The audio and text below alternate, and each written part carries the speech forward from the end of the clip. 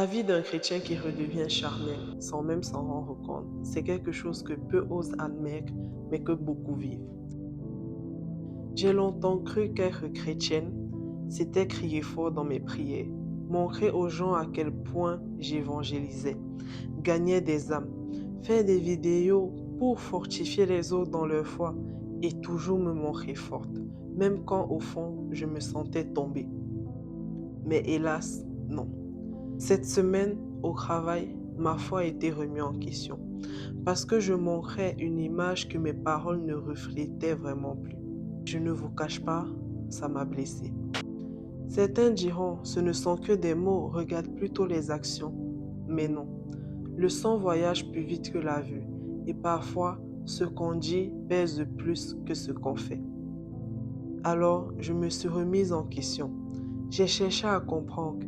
Mais qu'est-ce qui n'allait pas? Où suis-je tombée? Où la brèche s'est-elle ouverte? Parce que, comme une femme de foi l'a dit cette semaine, c'est important de reconnaître là où vous êtes. C'est important de vous souvenir comment est-ce que vous vous êtes retrouvé là. Vous savez, rétrograder n'arrive jamais du jour au lendemain. Ça commence toujours par des petites choses qu'on laisse installer. Et là, j'ai compris plusieurs choses. Mon entourage. Je me suis rapprochée de beaucoup de personnes qui me vidaient spirituellement, sans même m'en rendre compte. Mes projets. Je me suis lancée dans une course contre la montre, comme si Dieu devait suivre mon rythme. Ma vie de prière.